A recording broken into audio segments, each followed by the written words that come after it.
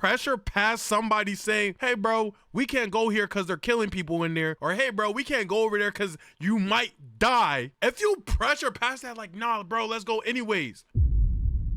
Once again, come here closer so I could smack you, bro.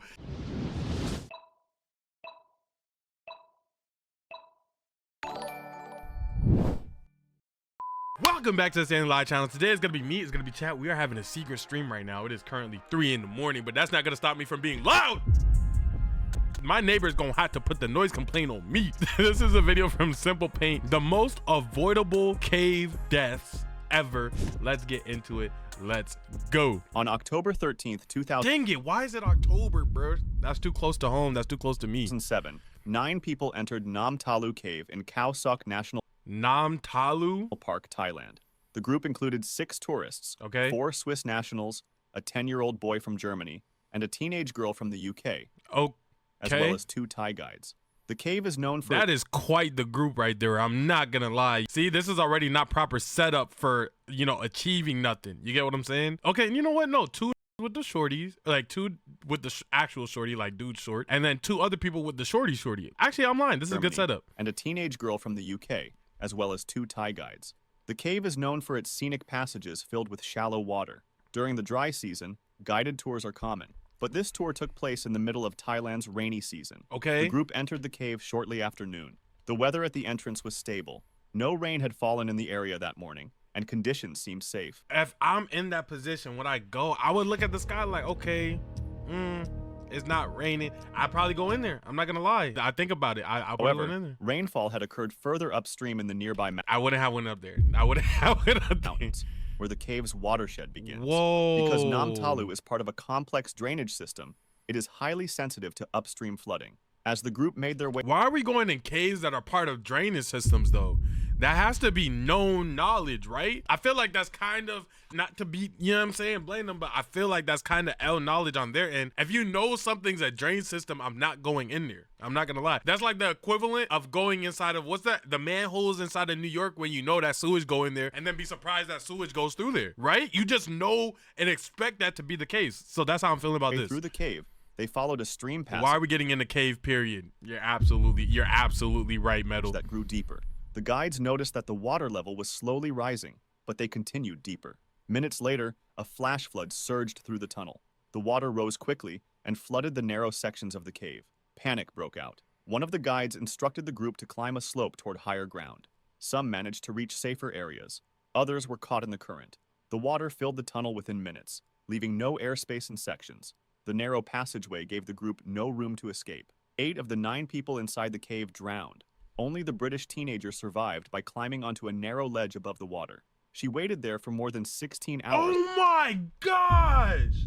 My goodness! She had to watch 8 people die, including a child. What? Bro, the things that would do to your brain. Oh my gosh, bro. Before being rescued by a search team. The other tourists and both Thai guides were found dead. Among the victims was the 10-year-old boy from Germany. The incident drew national attention. Authorities closed the cave and later issued a seasonal closure order. From June to November each year, the cave would remain off-limits due to the risk of flash flooding. Signs were installed at the entrance to warn visitors.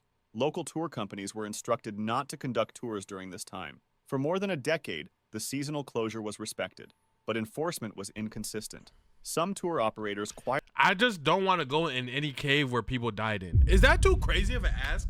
I don't feel like that's crazy.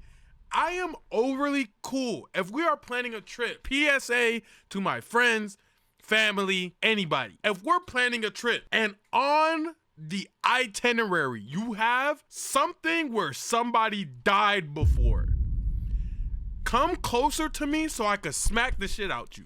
Why would you think that that's okay? Why would you think that that's okay? You did that to yourself. I would never go there. Why? I feel like that's not crazy. Quietly resumed cave tours during the rainy months if surface weather conditions seemed safe. In many cases, the risk was underestimated. On August 6, 2024, another group entered the Nam Talu cave despite the official closure. No way it caught 2 sets of bodies. No way it caught 2 sets of bodies. What is this, a college student?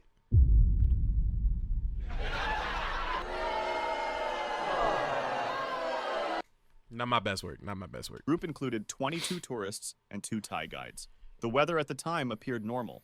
It had rained the previous evening, but the skies were clear that morning. The group Dang, I guess you could say with all those bodies, that cave, God, I bet you could say that cave is ran through.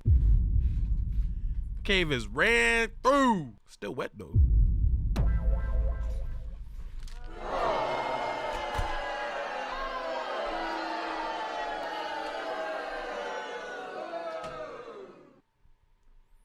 I'm sorry. began their tour in the afternoon. At around 5 p.m., while the group was exiting the cave, a flash flood struck. Water from I feel less bad for these people because they know better, so that's why I feel okay joking on them. Shout out them. They shouldn't have lost their lives, but like, yo. upstream had reached the cave system and rushed through the narrow tunnel.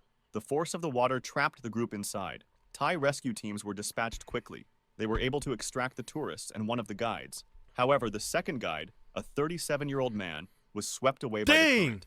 His body was found several hours later. He had been helping others escape when the flood overwhelmed him. I mean, that's sad, and I'm glad that he, was that valiant in his efforts to save the people, because he shouldn't have had those people in there in the first place. Don't want him to die, but he should have known to not let them people in there in the first place. An investigation followed.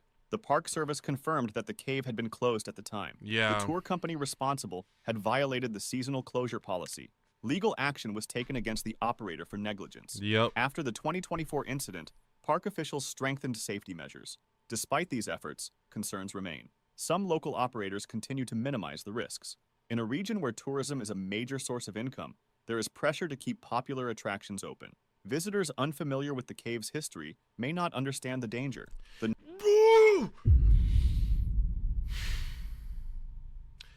The danger, the only thing that needs to be said is, hey, take my money so I could go in this cave. Hey, I would, but people die if they enter the cave right now. So I can't.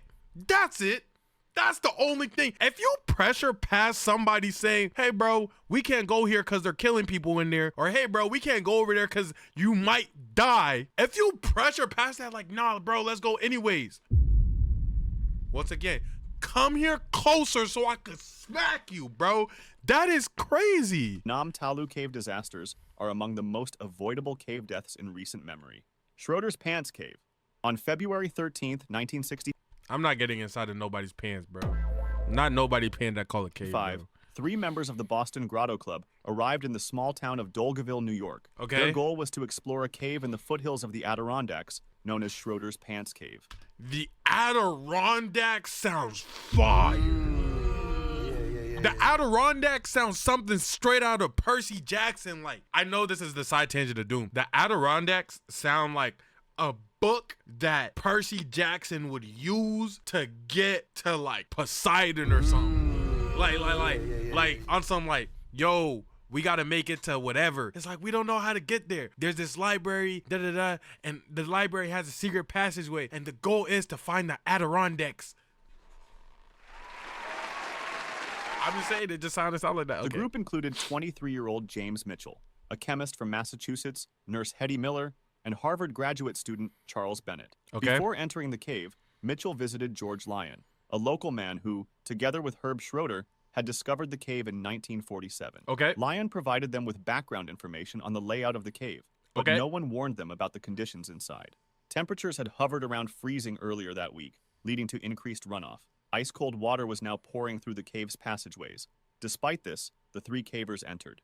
They worked their way through the named sections of the cave, Lemon Squeeze, Z-Bend, and Gun Barrel, until they reached an open chamber with a vertical shaft that dropped roughly 80 feet or about 24 meters into a bell-shaped cavern below. Mitchell was the first to attempt the descent.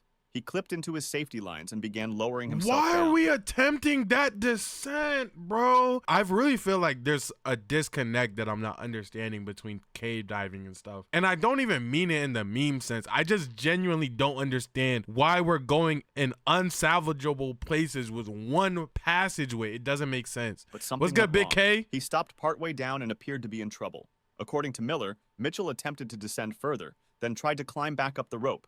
He was unable to make progress in either direction. He was being hit directly by the water flowing down the shaft. I knew it. Rescue reports estimated that about 10 gallons or 38 liters of freezing water were landing on his head every minute. The cold quickly became a serious factor. Mitchell's strength began to fade. His voice became weaker. Eventually, he stopped speaking altogether. Bennett and Miller tried to pull him up. They spent 45 minutes struggling with the rope, but couldn't lift him out. Yo, these weak. Oh my gosh, you guys suck. Oh my. Why are you going cave diving with people who aren't even strong enough to pull your body weight? What do you mean they're not? Two people aren't strong enough to pull up my body weight. What do you mean? Realizing the situation was beyond what they could manage, How much did he weigh? 5,000 pounds, bro? It better be an SUV at the end of my rope. Bennett exited the cave to find help. They tried for 45 minutes. How does it take you 45 minutes to be like, I can't pick him up? And then now you're going to get... Oh my gosh, if I died, I would have haunted them. Newly formed cave rescue team, the National Capital Grotto Rescue Squad, flew Facts, in from Washington, D.C. on Air Force Two. Are you okay? The operation quickly made national headlines.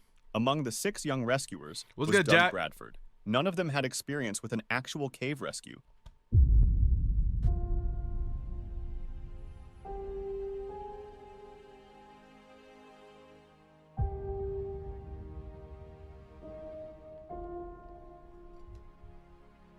Six young rescuers was Doug Bradford. None of them had experience with an actual cave rescue, but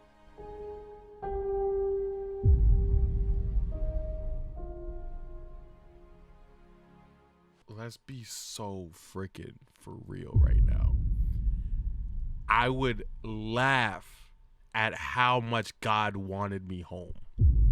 I would be in the cave laughing by how much God wanted me home. Like, oh, you needed me in heaven today. Like, oh, you needed me to come back to the gates today. Okay, I get it. You're telling me I somehow end up in a position with nobody who's able to pick up my body weight. 10 gallons of freezing water is falling on my body per second. I can't get up. And then for the help that you send me, it's 6 people who have never done this before. It's okay. Let me just come home. You're right. I overstayed outside. I'm going to just get up there. Don't even worry about it. Just give me a couple seconds. I'm going to fade out. Let me say bye to my mom real quick. I'll be up there. they had trained for similar situations. They made their way into the cave and reached the shaft. Their first attempt was to pull Mitchell up by the rope, but it was immediately clear that he was no longer alive. Bradford later explained that Mitchell's body was limp and that they quickly understood it would now be a recovery effort. The team worked on widening parts of the cave. They spent 3 days trying to make space to bring the body out. But during one of their rigging attempts, part of the shaft collapsed. Dirt and debris began falling down into the cave. It was no longer safe to continue. With Mitchell's body still suspended by his harness, the cave was sealed. Explosives were used to close the main entrance. Large rocks were placed over the collapse, and a memorial headstone was installed near the site. Pierre San Martan cave.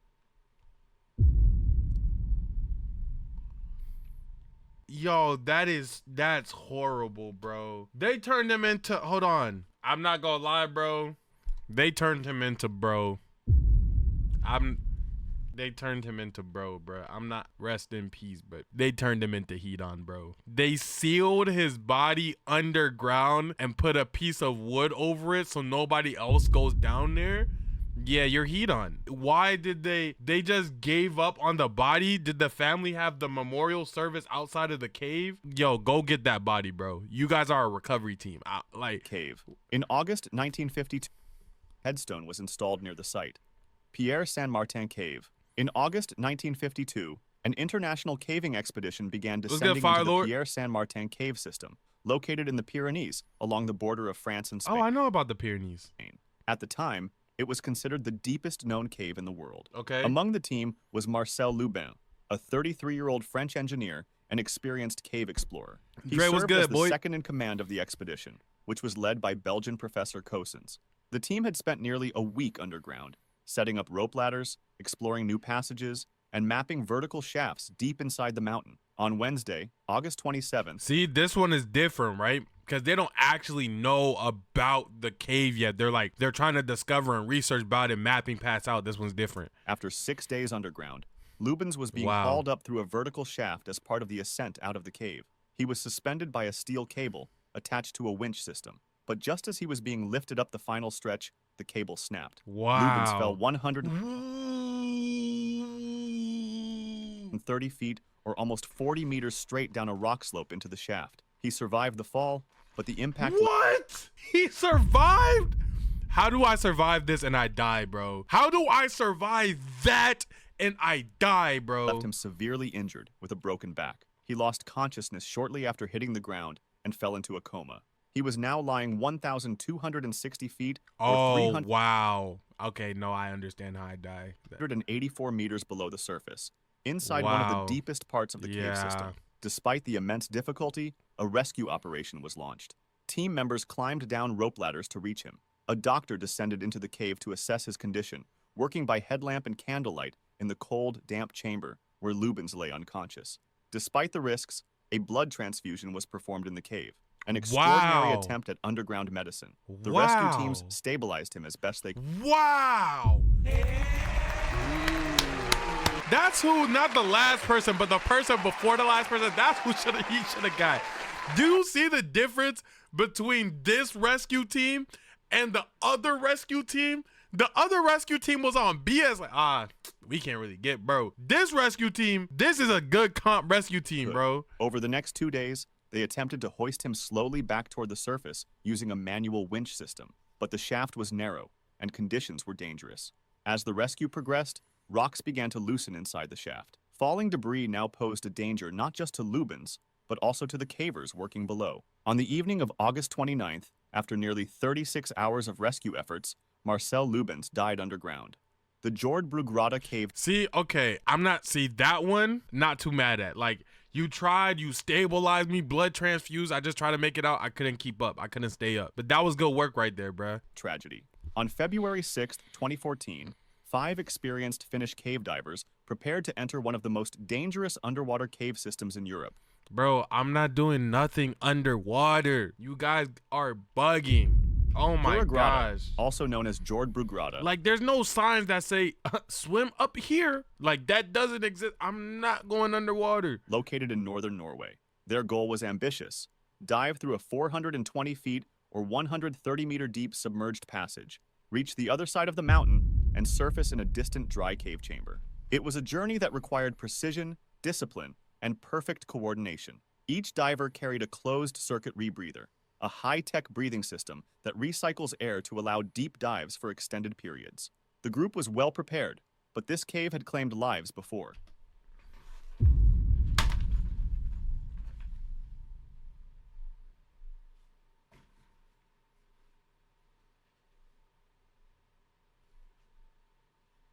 It's slightly irritating. Let me tell you why it's slightly irritating. Like, really think about why it's slightly irritating. Like, let me really tell you guys why it genuinely does provide me a bit of irritation and discomfort. There are people who want to live right now and can't. Like, it's people who want to have life, experience life, and they can't. On the flip side, you have people that are just so frivolous and flimsy and lackadaisical with their life that it's borderline a slap in the face to the people who want to just experience a normal life. And literally, bro, we're talking about this cave hasn't claimed a life. It hasn't claimed 2 lives. It's claimed lives. At least 5. That's my hypothesis. That is insane, bro. Well, no, now it's for sure 5 because of this group, though. The tunnels were narrow, the water near freezing, and the depth pushed the limits of human endurance. At first, everything went smoothly. The divers followed a fixed guideline that led through the submerged passages. They moved in a staggered formation, each managing their own buoyancy and trim in total darkness. After navigating through tight restrictions, they reached the deepest part of the route, where visibility dropped and the tunnels grew more unstable. Then, something went wrong. Around 360 feet or 110 meters deep, one diver, Jari, got stuck. It was in a narrow restriction between 2 rock walls, a point in the cave where movement was tight even in perfect conditions. He became wedged, unable to go forward or back, and his rebreather began malfunctioning. In moments like this, panic is fatal. Another diver, Patrick, tried to help, but the tunnel was too narrow for both of them to maneuver. Visibility was dropping fast, and the water temperature was just above freezing. Silt from the cave floor filled the tunnel, and now both men were blind. Jari's breathing became frantic, and soon his mouthpiece slipped out. Patrick tried desperately to hold on to him, to insert the backup regulator, to free his partner's arm, but the effort failed. He had to make a choice. Stay and die with him, or leave and find help. He left. Back at the surface, the remaining divers began to realize something was wrong. 2 men were missing. Emergency services were contacted, and within hours, the Norwegian police closed the cave. The bodies, they said, were unreachable, but the team didn't accept that. A few weeks later, a new plan was made in secret. A team of Finnish divers, including close friends of the deceased, returned to the cave against official orders. Over the course of 100 hours, they penetrated the deadly system again, this time solely for recovery. Wow. They worked in total silence, inching their way through the tunnel, navigating the same restrictions that had claimed their friends. When they reached the spot where Jari had died, they found his body still suspended in the narrow passage. His rebreather was flooded, his arms still in the same position as when he had last tried to escape. Behind him, deeper in the cave, they found Diver 2, believed to be Kai, who had died while attempting to reach or help Jari. His equipment was mostly intact, but he had run out of breathable gas long before help could have arrived. After carefully securing the bodies and extracting them through some of the tightest passages in the system, the team brought their friends home. How did they get the bodies in a way that they couldn't have before? Did they like chisel them out or something like that? Like what? It was one of the most difficult recovery dives in history, documented in the 2016 film Diving into the Unknown. If you enjoyed this video, that is a shame, bro. Value your life, stop going in these caves, pick up basketball. If you guys enjoyed the video, make sure you guys like, comment, subscribe down below. Goodbye.